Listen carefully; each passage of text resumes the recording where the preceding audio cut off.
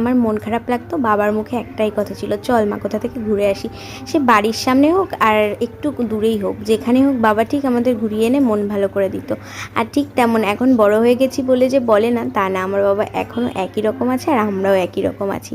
মনেই হয় না যে সেই ছোটোবেলার দিনগুলো আমরা ফেলে চলে এসেছি। বাবার সাথে থাকলে আমাদের খুব ভালো লাগে, আর মায়ের সাথে থাকলেও খুব ভালো লাগে, কিন্তু মা কোথাও না বেরাতে চায় না। দেখো তোমাদের সাথে গল্প করতে করতে বলাই হয়নি যে আজকে কোথায় যাচ্ছি।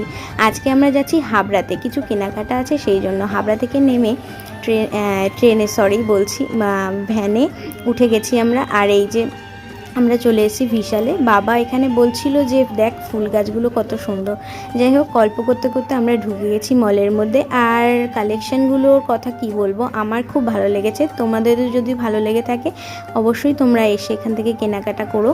আমার খুব ভালো লেগেছে। কেনাকাটা বলতে আমরা ঘরোয়া কিছু কেনার জন্য এখানে এসেছিলাম, আমার বোনের কিছু ড্রেস